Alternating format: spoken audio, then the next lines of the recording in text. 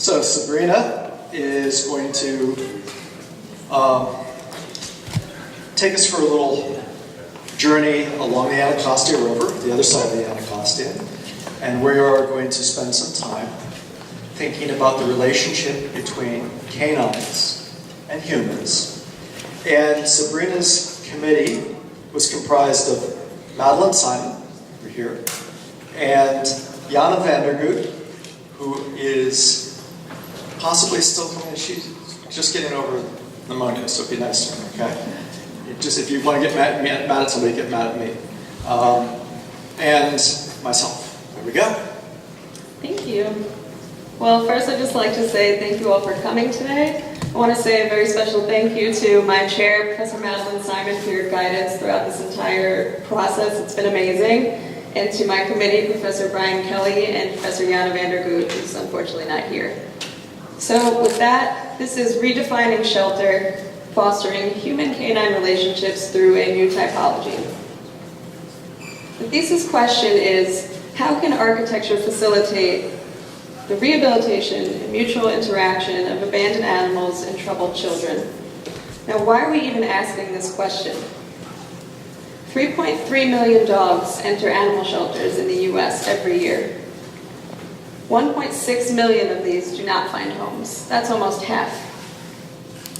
Meanwhile, of the 73 million children in the United States, 11 to 20% have a mental disorder. So through architecture, we must find a way to create a synergy between these two groups so that one may benefit from the other. The methodology includes literature review, precedent study, the development of design principles, and the application of these principles to the ultimate design of an animal and child welfare facility. I'll be going through three categories today: theory, precedence, and application. First, the theory of human and animal interaction. Just a few minutes of positive physical interaction between a dog and a human has various benefits, one of them including a release of oxytocin. This chemical reduces stress levels, increases overall happiness, and is linked to parts of the nervous system that activate growth and restoration, which is what this thesis is all about. Next, this interaction helps to develop a sense of responsibility and strengthens the bond between human and animal. And finally, it helps to improve social skills between both parties. Next, the theory of environment and behavior. Humans and dogs share certain similarities in how we feel about various environments. For example, we'll feel discomfort in an environment that's, for example, a long corridor, artificially lit, finite. We'll begin to feel more of a sense of comfort when we introduce a connection to nature, transparent materials, and visual adjacencies.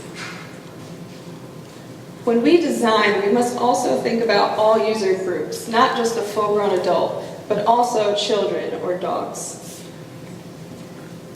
Throughout this research, I've looked into three healing theories: teleology, salutogenesis, and psychobiology. Teleology refers to a specific user's response to environments. Salutogenesis refers to the health-promoting environmental conditions. Psychobiology relates to the physical and psychological response to one's environment. From these theories, I've derived some principles that relate back to those. Psychobiology relating to exposure to natural light, connections to nature. Teleology providing opportunities for both interaction and exploration, again catering to a specific user. Salutogenesis providing an option between public and private, a balance between open and closed. Then I've related these spatial elements back to those principles, and I've highlighted those of which I believe to be most applicable to the ultimate design.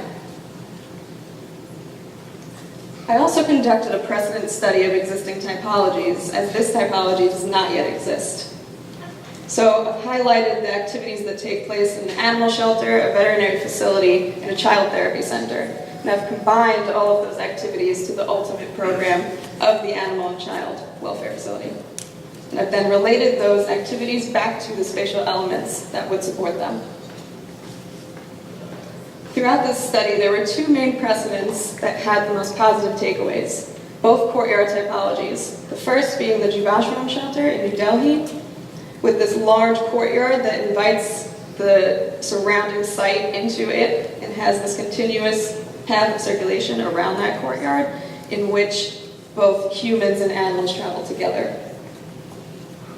Next, One Kid's Place in Ontario, Canada has a more urban enclosure of this courtyard, but it still brings in that tree cover and those elements of nature into the center, with therapy spaces connected directly to that courtyard. I've also looked at precedents that relate directly and foster these healing theories architecturally. So the Miller House, how the tree canopy blends into the architectural canopy. Hadrian's Villa and Villa Medici provide these views to the rolling hills of Italy. Grace Farms, having a seamless connection with this curtain wall that goes floor to ceiling between outdoor and indoor. Fisher's Island House, these columns that resemble tree cover. And Booth House, this healthy balance between opacity and transparency. Now, in order to accommodate these healing theories in this program, we must think about what site will do that. So I began with the diverse environments of Washington, D.C., then zooming into these park systems located along the Anacostia River, and finally arriving at Hill East, right to the south of RFK Stadium, providing views across the river. One of the most important parts of this site is its proximity to youth programs. So for instance, Sasha Bruce Youth Work, and especially the Incarcerated Youth Program located to the southwest of the site at number 5. So these children have been through a lot in their lives and can greatly benefit from the ultimate program of this design. Next, we can also improve upon the green space that is lacking towards the north of the river. Though the site is accessible by primary streets and by nearby metro stops. One of the challenges of the site is the large expanse of asphalt that is Lot 8. So it's only utilized when there are events at RFK Stadium. Though one of the advantages is this bicycle and pedestrian path located along the Anacostia River right next to the site. And an existing condition is the Washington, D.C. Mental Health Hospital that slightly removes itself from my site and deals with topography in this way, but also has that expansive asphalt on the other side that needs to be balanced. Now, looking at the topography from the hospital and how it gradually slopes to the river itself, and the existing and proposed landscape strategy in relation to flooding. So the 100-year floodplain gets up to that 16-foot mark, while the Category 4 storm surge gets up to the 18-foot mark. So that justifies where I build out the land on the site. Now, the users, this building requires very specific users that'll benefit from the program. So Billy, the 6-year-old with behavioral issues, the Jones family, potential adopters, Boomer, the 2-year-old Doberman mix, Sarah, the vet tech, and Christine, part of the cleaning staff. So I'll be focusing on these 3 main user groups, and I began looking at the program by defining 2 meeting spaces. One in which the children will meet the dogs for the first time, one in which the potential adopters will meet the dogs for the first time. So I began by completely offsetting these 2 spaces, completely dissociated. Then I moved on to having a completely shared space. And finally, I landed on having those 2 spaces on axis with one another and having the dog procession overlap with the potential adopters and the children. Now, how the form of the building was conceived. I've taken datum lines from the DC Mental Health Hospital to create a proportion for the building, creating a centralized axis on that, and then a second axis that conforms to the angle of the river. As I mentioned, those 2 meeting spaces are the most important part of this program, so they were first placed on the site. The child meeting space within that urban block, the public meeting space on what I call this hinge where the 2 axes intersect. Then adding those therapy spaces on either side, adding kennels off of this bar, off of that drum or hinge of the building, adding cubby spaces and a snack room, adding a veterinary facility for the dogs when they enter, and various offices food pantry, and restrooms, and finally a loading area. And now defining some of these outdoor spaces with those indoor spaces. So you have a public dog park to the north of that urban block, therapy spaces that bleed out into the garden to the south, a recreation field that comes off of that hinge or drum, and exercise yards that come off of the kennel spaces. Now these spaces begin to articulate themselves within a landscape with a green parking lot to the north, the public dog park right to the north of that block of the building, left more open with these moments of stasis with these conifers that will stay there year-round, repeating the module of the built form north to south throughout that garden sequence as well, with specific outdoor rooms and garden thresholds, arriving at this oasis at the end. You can also observe how the recreation field begins to open up from that alley of trees right to the south of the drum. And the language between those two meeting spaces rise above the language of the rest of the building and site with the system of louvers.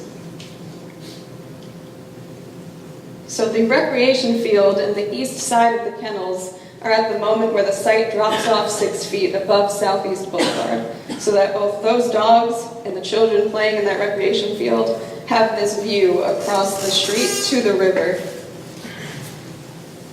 Now if I could redirect your attention to the plan. The children will enter on the west, and they will have that cubby and snack room. They're coming back from school and they need a place of stasis before they move on. They also have behavioral evaluation offices, as if this is their first time in the building, they would need to be evaluated before moving on. And then we have both group and private therapy rooms on either corner of that block with the central courtyard. The public will enter on what I call the link, and then they'll turn to that drum of the building, and that drum has these very low walls that segment off these pens in which the potential adopters will meet the dogs for the first time. And then the 8-foot by 8-foot kennels to give the dogs a little bit more space and then lead out into those outdoor runs. So there's a continuous pathway throughout this entire building, and it highlights those two axes that meet at the end in that oasis. They're all made of granite tile, though treated a bit differently indoor and outdoor, honed on the inside, fired on the outside. Looking at the plan via the lens of those healing theories, teleology, a child and a dog need to experience a space in a very specific way, especially those of the troubled past. So they don't want any surprises, they need transparency. So there's a continuous viewport as the child enters through this series of glazed walls and curtain walls that they can either see through to the next space or to the landscape beyond. And the dog can also see directly through the drum to the garden spaces. And there's a balance, salutogenesis, between indoor and outdoor, with these therapy spaces bleeding from inside to outside, and these kennel spaces also bleeding from inside to outside. Next, psychobiology, allowing for plenty of natural light to enter the building, but protecting it with this louver system, and having this continuous connection to the garden itself and the flowering trees or the trees within the garden itself, and welcoming nature into that child courtyard, in which there's a sculptural tree that the child and the dog can circumambulate. So now I'm going to take you through the building via the lens of the 3 different processions. First, we start with Billy, the 6-year-old with behavioral issues. He will enter on the west and be welcomed with this trellis of wisteria and these flowers and vines that blend into the honed granite tile cladding the building. He will then be greeted with a view of that courtyard space before he goes to put his stuff down in the cubbies and have a snack, and he'll get excited about the activity that he sees within. As he's circulating around that courtyard, he's also met with these 2-foot by 2-foot wooden panels that bring the scale down to a child's level, and that also highlight the monumentality of that glass space as you enter that courtyard and with the sculptural tree. And this is where the child will meet the dog that he will be working with for the rest of his time here, for the very first time. Now, if he and the dog are ready, they will go to the south and start to make that outdoor procession through the garden, through this wooden trellis that provides that seamless transition between indoor and outdoor, and whose columns begin to blend into the alley of trees.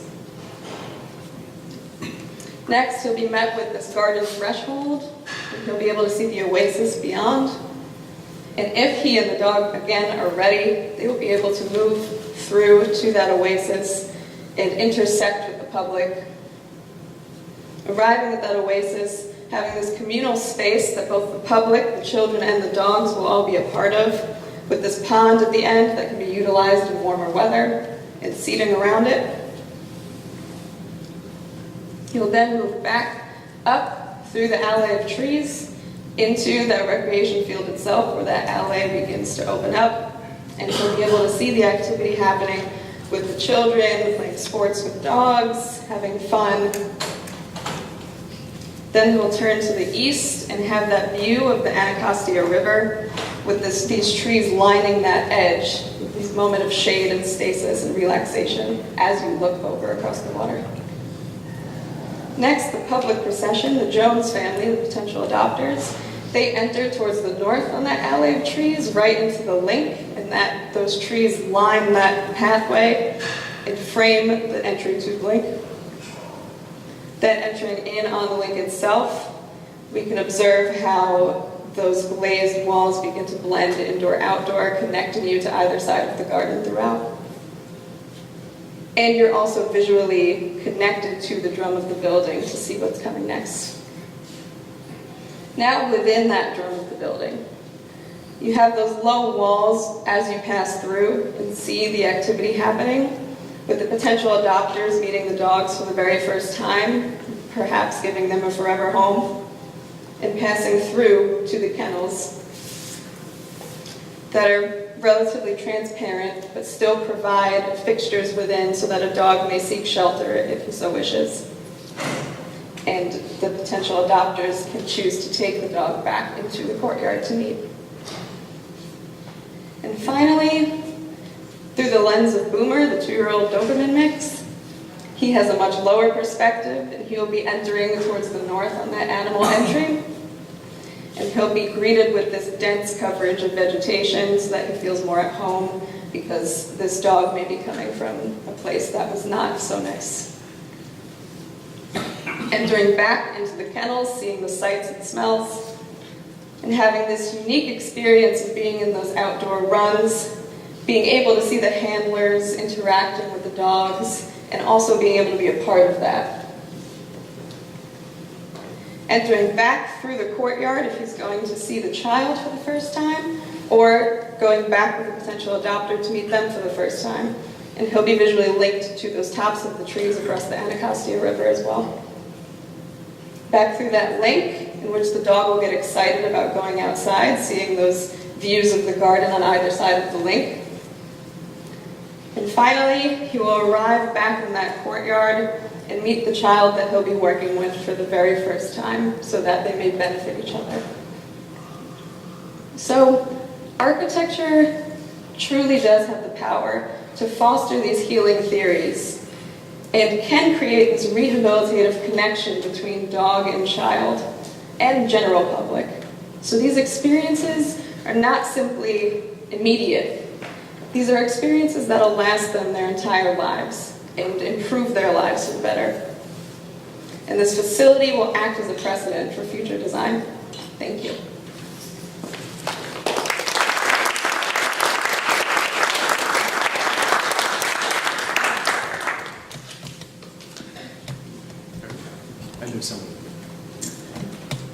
I'd like to commend you for a pretty ambitious topic, because it sounds like there really weren't any specific precedents for this type of work. I guess there were some that you spoke to in the beginning. Mm-hmm. Your design is extremely controlled, formal, a very thoughtful procession. You've thought about, each kind of transition point.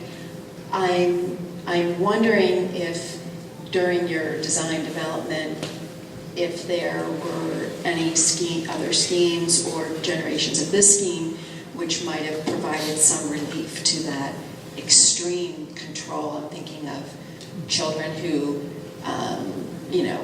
have mental issues and maybe, need a break from a very controlled environment. Sure. And also I'm thinking of dogs and all this beautiful green space that you've created looks like an English or Renaissance garden, and I see dogs running around, and it seems kind of at odds with the users a little bit, in terms of the landscape. The buildings and the spaces you've created are lovely and beautiful, and I think there could have been an interesting contrast with the controlled and sort of the more free form. Yeah, I actually did have a few iterations of the landscape. That was part of the beginning form of the building versus the landscape and trying to blend those together. So I had actually had some iterations with more of a Japanese style garden with these more flowing paths that arrive. That still sounds very controlled. Yeah, so I guess the answer would be I didn't test out as such a free-flowing landscape, because the point of those tree columns were so that the column of the building and the modules of the building related to that and were repeated within the garden itself. So yeah, that's something I could have explored too.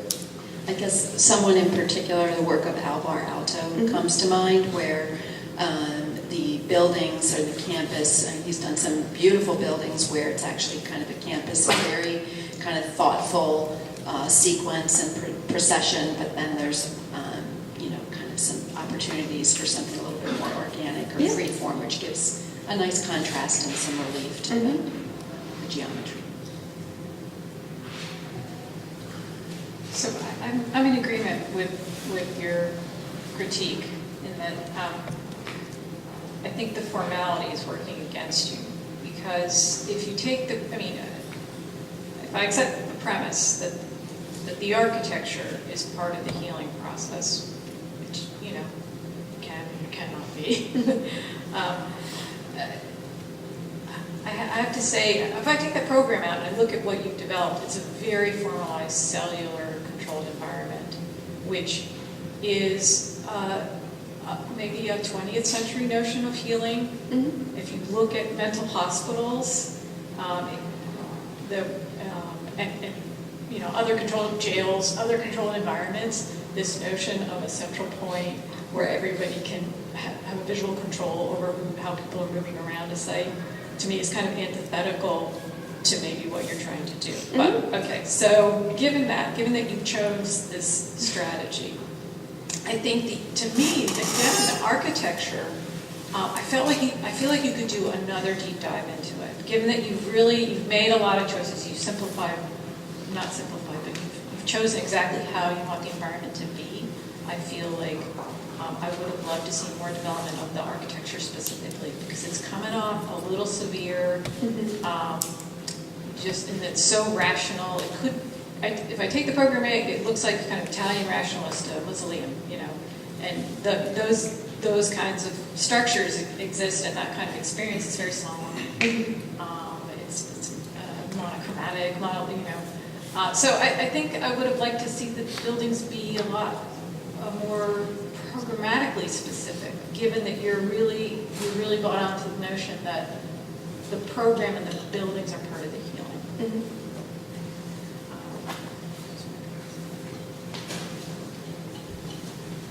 The research is great. I really appreciate that aspect of it, and I actually think that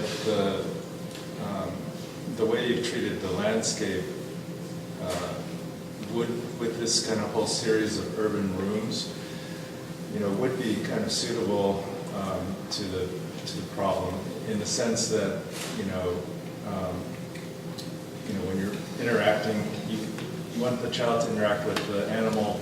You don't need a lot of distractions, and so I could almost imagine a situation where there would be these alcoves or kind of spaces carved out of the gardens where you could walk by and find your own little space for interaction. And I guess that idea of these kind of more individualized spaces for interaction that I see, the potential for in your landscape, leads me to kind of question a little bit the main interaction space, which is that rotunda space, the kind of with the kind of sectioned off areas, because I just interacting with dogs where there are other dogs present, they can hear them, they can smell them, they're going to be extremely distracted, and I almost think that having a kind of different form or geometry or typology for that space might be more appropriate. There are great opportunities for the animals to come together and play. Whether you would want a child to be in the middle of that ruckus, is another question, because it can get kind of crazy if you're in the dog park. This is one of the typologies that I think was missing in your analysis, but it's pretty wild. And I think this, you've certainly provided a strategy where you could have opportunities for all those different kinds of spaces and various types of interaction to kind of occur, but I don't think you've really, taken it all the way through programmatically. And I think you've really undersold the architecture in terms of, the role of these kind of structural elements to kind of frame spaces, define spaces, to bring scale, which you mentioned in the beginning is an important element. And so when you think about how these spaces would actually be constructed, you're leaving out a kind of major opportunity to kind of investigate some of these elements. Excuse me, I'll take a slightly different tact on it. You started out by saying, what was it, 12 to 20% of people have 11 to 20% of children in the U.S. Children. And then you said it sounded like, when I did my math, 1.6 million dogs are going to be put down, basically. Or don't find homes, not necessarily put down. Well, they're let out, or whatever happens. You start setting up an equation, and it doesn't go mathematically directly to a building where you're taking the 1.6 million dogs on one side and the 20% mentally ill kids and putting them together like some sort of coliseum and saying everybody's going to get better. Because that's sort of the equation you're setting us up for at the beginning. And I wonder, and I was saying this to somebody else before, it'd be really wonderful in a way because to sit way back a couple months and hear these conversations, because one thought that occurs to me is, really, sounds like you want to be busing dogs to schools so that the kids who are not having great shape could be setting up this interaction in a much more egalitarian method and a much more public health sort of formula, which is one thing which has nothing to do with your thesis, of course, or the objects of your thesis, but very much to do with the concept behind it. And I find it's not troubling, it's just interesting because it could have gone that way. So we take that and we now look at the building as an artifact of what you're set up. And I too share a certain concern for the objects, and whether it's Sir Jeremy Bentham and his Panopticon as the precedent or other, and they all seem to be very 19th century kind of types of buildings that you're looking for. I wonder if you go back to that fundamental premise of what you're saying is dog-child and interaction, and in a way keep it simple. And I don't know what the response is. I mean, you've set up these very pretty gardens, and they're very beautiful. The imagery is really seductive. Everything's going right. You sort of do worry about all the, are they running around in the grass, or are we running around in the grass, or we have to worry about what's on our bottom of our feet, and all that kind of stuff. All of which is a certain humor, but all of a sudden has a lot more to do with the actual living of the process, rather than looking at objects. And which is all a very backhanded way of sort of critique of, let's stick to the point. It's a place where we're meeting things, and we have kennels, and I love the idea that you're thinking that through.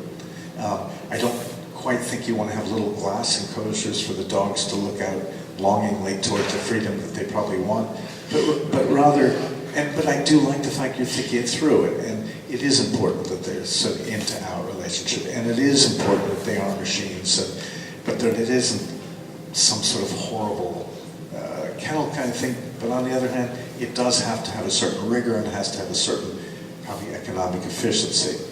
That's on one hand, and it probably doesn't have to have quite such a privileged location on the site. You know, they're dogs. I mean, they're great dogs, and hopefully they'll all find great homes. So I think this is where I think it's gone wrong. You've set up this really quite beautiful series of objects, but I'd love it to be sort of much more about, hey, there's a place where we have, we talk to psychologists, we talk to people who talk to us about, help us find the right dog, we have a way to view the dogs, and then there's just a place for us to run around and hang out, presumably with some barrier to prevent the dogs from running away, but also to make it enjoyable, which inherently is a lot more simple. It's funny, for the last 2 or 3 schemes, I keep seeing simple solutions, and I think the architecture has sort of become rampant. It's become this really neat object. It's got these louvers on the top.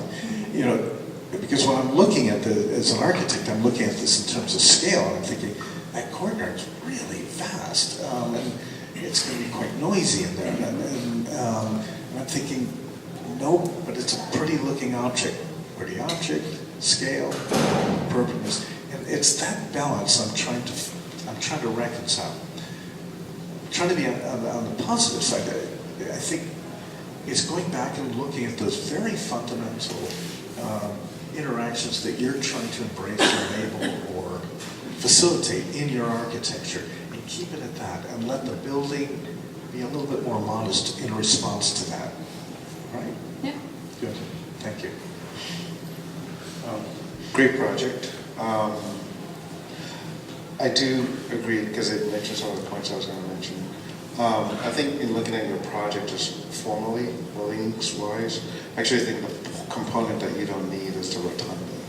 And I don't know if you were sort of responding to the geometry of the site, trying to sort of populate it with these object pavilions, if you would, on the site.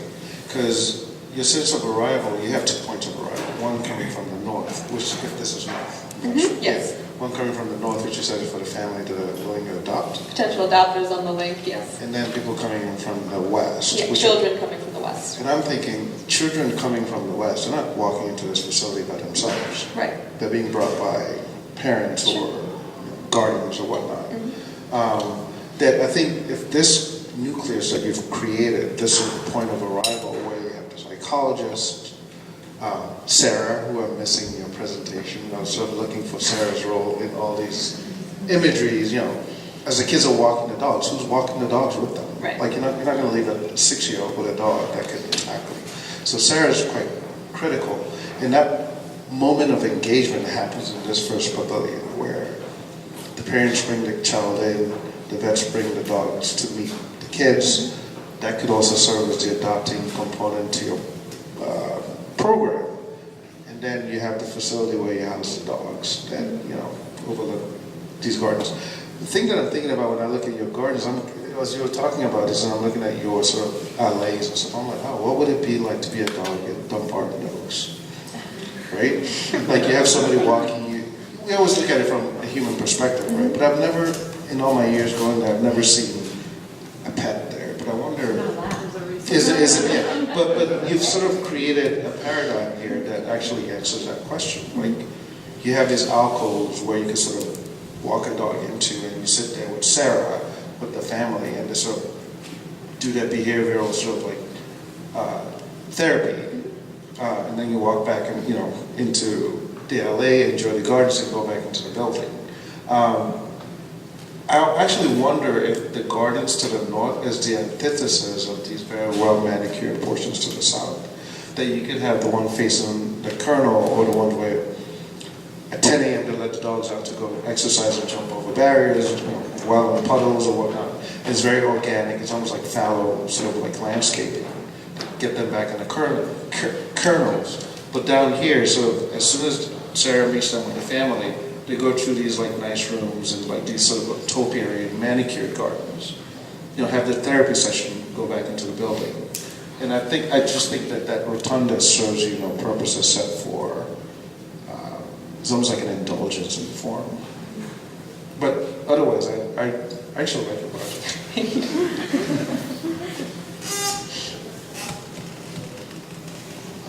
Thanks. Okay, I love the idea and the underlying philosophy. And aside from critiquing any of the architectural elements, I do want to say that I think you've done an exceptional job in presenting this. The way that you laid out the story, it had I could see you doing a TED Talk one day. So it was just really, really well delivered. And I appreciate the fact that you kind of walked us through the story of it. Architecture aside, you did a really, really fine job of explaining it.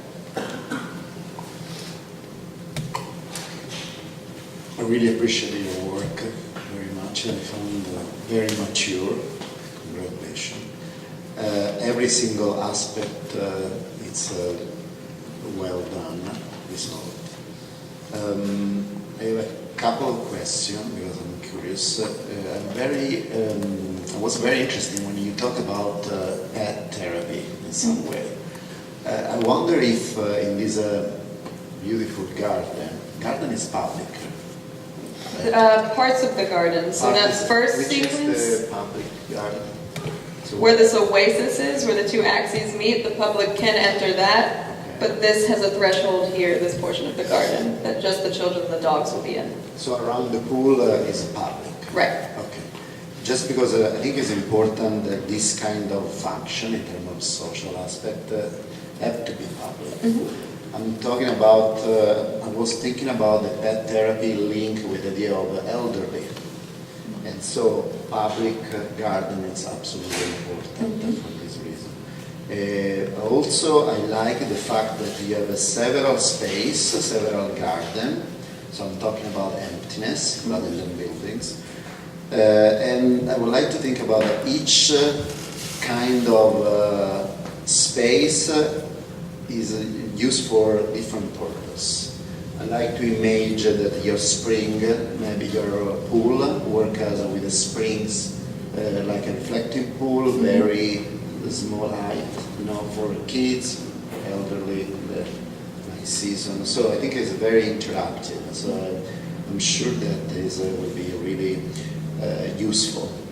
And just in terms of rotonda, because you mentioned the rotonda, I think it works very well because it looks like also the idea of a covered piazza that would be interesting in the winter season. That is very important because the gardens, otherwise you can use just a few months of the year. At the same time, probably also the rotonda could be an indoor space, but you can also have several small open rotonda, like a gazebo, like an opportunity for other kind of function. Sure. I really enjoy with your project. Thank you. Thank you. So, did you, sorry, just to add to Robert's point about an educational component to this, what were your thoughts about sort of, because in my mind I'm thinking that busing students here, right? Like there's a car park where there's a bus that drops the kids off to come to pet the dogs. It's almost like these programs that they have for vets where they sort of with pets and stuff, and then they leave.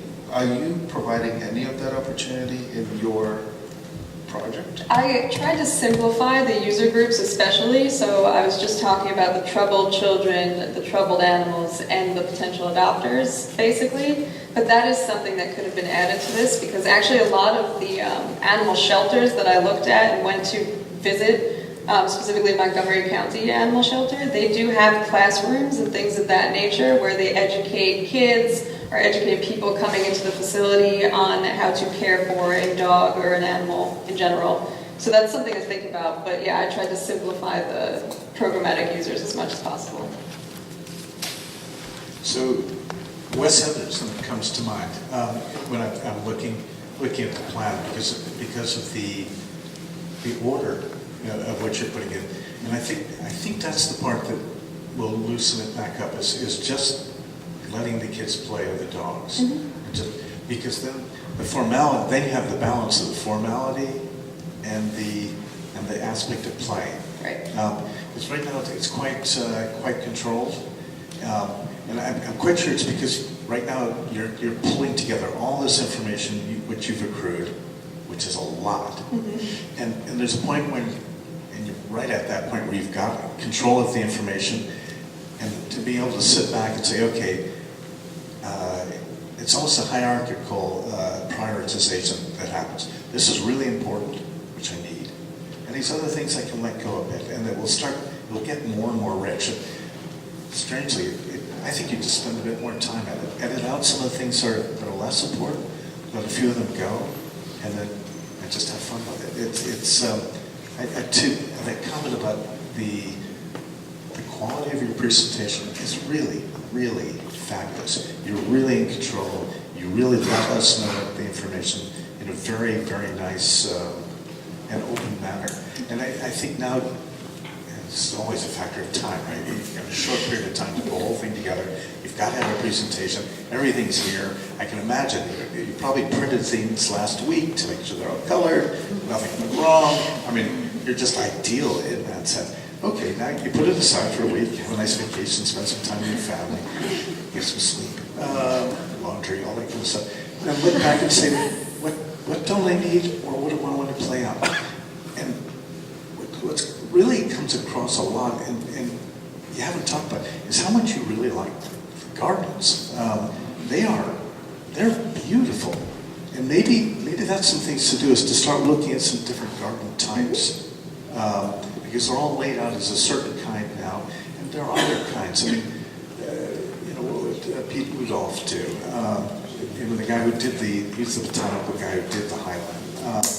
And there are all these different kind of meadow theories, or Daniel in Sweden and what they're doing, which might be a nice way to segue into the 21st century, bringing these ideas. The Dutch, I'm sure, have something like this as well. I can only guess because of the way there's more socialized way of looking at things. But like everybody else, it's a really enjoyable thing. Thank you. One last thing. Don't underestimate the potency and power of your hand sketches. You sort of have them as these minuscule and I actually think they're quite evocative. Obviously, you can do whatever with a computer and just hit render and you get those effects. But these very episodic sketches, I'm surprised they haven't blown up bigger. Like, they're actually quite evocative. Oh, the process, yeah. These guys, yes, because they talk about the same spaces that you render. But I'd rather look at this and let my mental capacity sort of fill in the picture, fill in what's missing, than those. Because I think these are quite nice. So just take advantage of them. Sure. The beauty of how you will prepare your portfolio is you can actually do that. You can just load those up in terms of the page. That's I want to rise in defense of your lovely gardens and the people and the dogs in them. So the background story here is a number of years ago, having an extremely modest grant to look at Corbusier buildings in Paris. And this put me in a second-story, little teeny apartment adjacent to one of those vast, formal French gardens that I went out and walked in a number of times. And what I observed was that there were lots and lots and lots of French people walking around these gardens with their dogs. And, kids too, and they're all having a great time. And then I would go get, a coffee and a croissant in a cafe, whatever. And the people and the dogs were in the cafe also. And it struck me how amazingly, what a higher level of socialization these dogs in Paris possess than the dogs in the United States of America. So I'm very hopeful that your wonderful gardens will have that wonderful impact on these dogs and people. More power to it.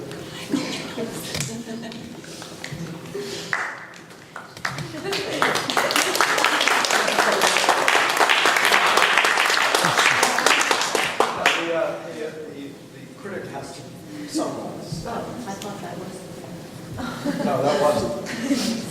I never saw the project before. I'm totally innocent. Since we do have some more time, I think as we did critique the architecture and offer a lot of suggestions on things you might have considered otherwise, one of the successes of the thesis is both the questions and the problems that you put out there, which are very kind of the idea of troubled children.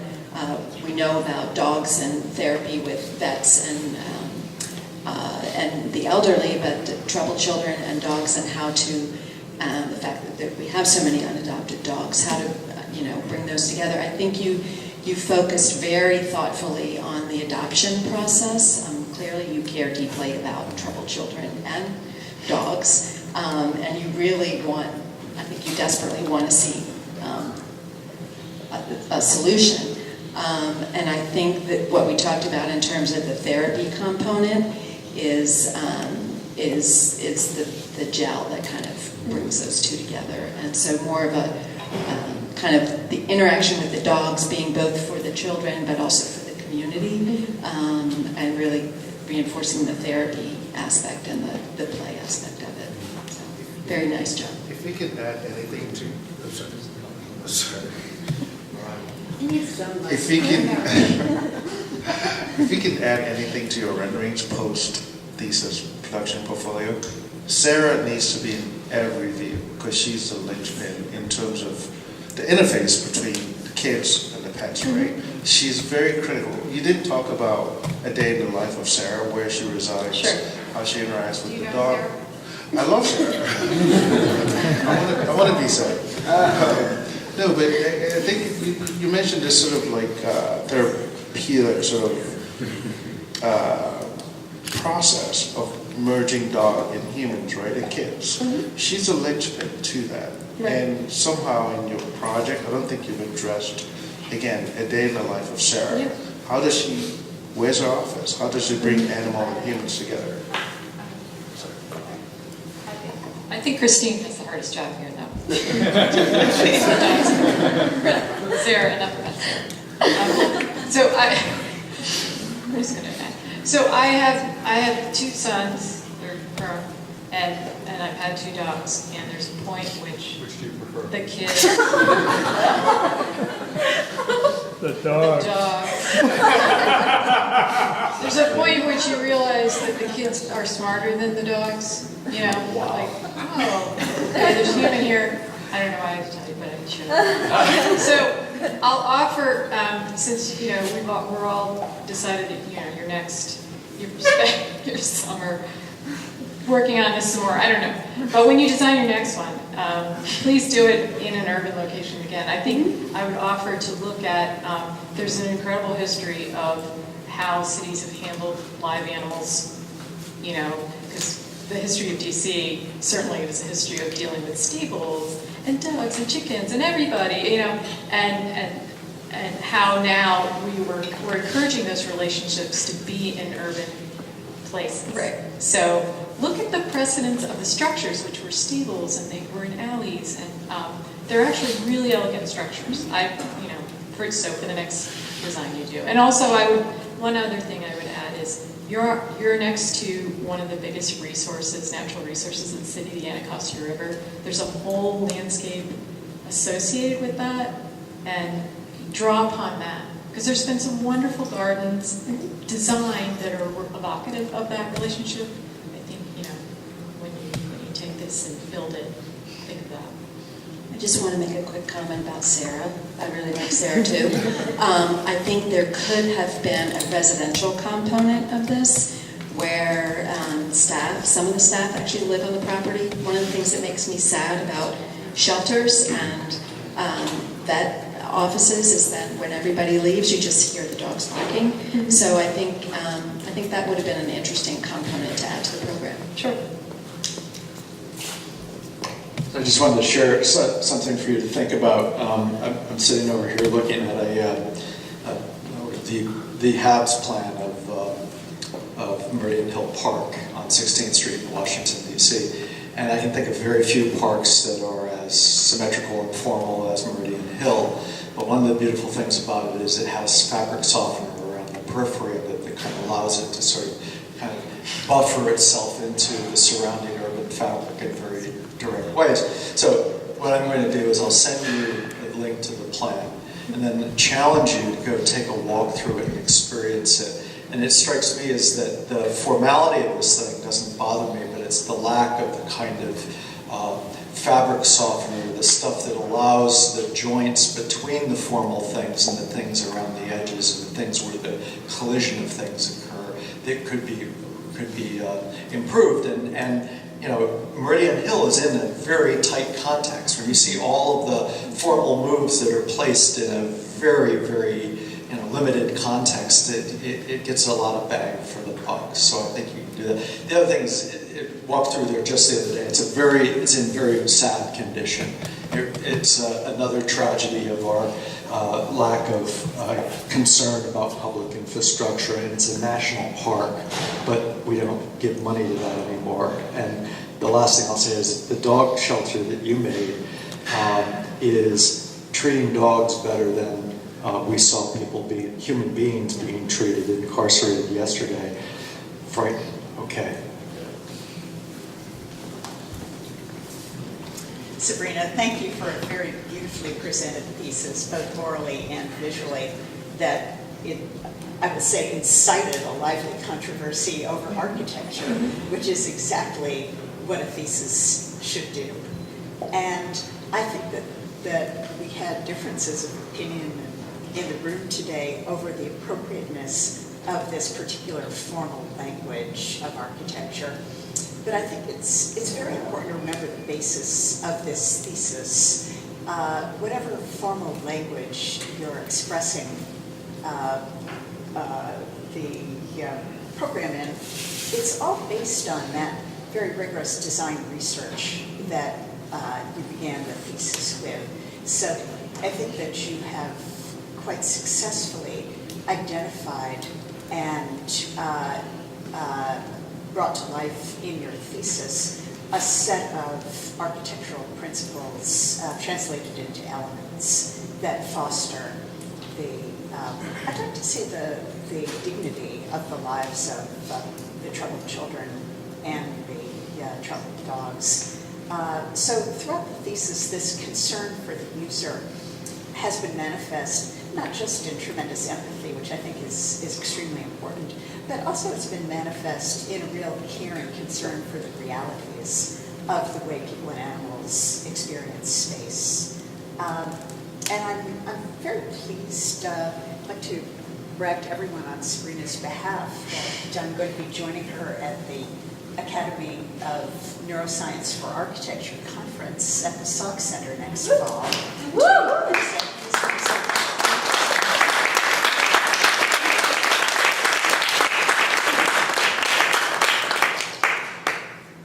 So congratulations. Thank you so much. Thank you.